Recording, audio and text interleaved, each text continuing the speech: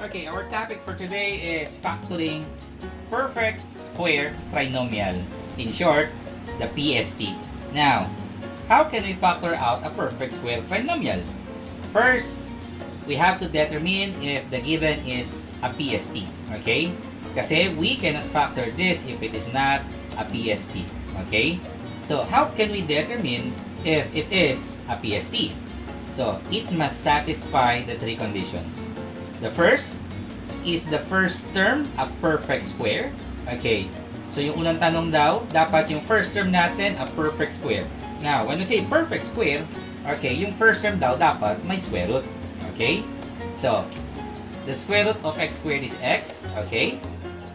The square root of x squared is x. Okay? Same as this. Okay? Now, on number 5, we have the coefficient of the variable. So, what is the square root of 16? Which is 4. And what is the square root of the variable? Okay, that is y. So, all of them satisfied by the given first condition. Now, let us try to go to the second condition. Is the last term a perfect square also? Okay? So, yung last term daw, ito ba ay may square root? Okay? So, when you say square root, dapat pag nag-multiply sa sariling isang number, ang sagot niya yung last term. Okay. So, what is the square root of 49? 7. Okay. The square root of 49, since merong square root of 49 but it is negative. Okay. Remember, a negative number doesn't have, okay, a square root. Okay. So, it is not already considered as PST. Okay. Now, the square root of 1 is 1, okay? The square root of 5 cannot be determined first because it is not a perfect square. So, meaning, yung number 2, it is not an example of PST or perfect square trinomial. Okay, on number 4, we have 16. The square root is 4. Okay, so we have the 3 remaining givens. So, number 1, 5, and 4. Okay, they satisfy the 2 given conditions.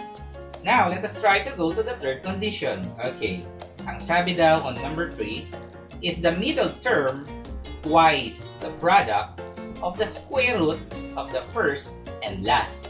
Okay, sa Tagalog, yung gitna ba, yung middle term, twice the product, ibig sabihin nun, doble ha. And when you say product, if we multiply the square root of the first and the last. Okay? Remember, this is the square root of the first, this is the square root of the last. Okay? So, twice. Let us try to prove. X times 7 is 7x. Times 2 is 14. So, it doesn't satisfy the third condition. Dapat daw kailangan, it is the middle term is twice the product of the square root of the first and last. Since 16 is the middle term, it is not an example of the perfect square trinomial. Okay, now, let us try to solve number 4. X times 4, which is 4x, okay, times 2, that is 8. Since it is negative, so we can say that the factor is x minus 4 squared. Okay? So, since dalawa, kasi may exponent tayong 2, we can write it as x minus 4 times the quantity x minus 4. Okay? So, this is an example of a perfect square trinomial. Now, on number 5, okay, let us try to multiply the first term, 4y times 1 is equal to 4y. Okay? Since twice, that is times 2, it will become 8. Right? Okay, since that is negative 8, we will just put the sign which is negative and we put the exponent 2. Okay, since we have the exponent 2, this can be written as 4y minus 1 times 4y minus 1. Okay, so this is now the factor. Do you understand? So again, it must satisfy the 3 conditions. Now, let us try to have an example. One more. Okay, x squared plus 16x plus 64. Okay, is the first term a perfect square? Yes. Okay, so x squared, that is x, the square root, Is the last term a perfect square? 64? Yes, the square root is 8. Okay.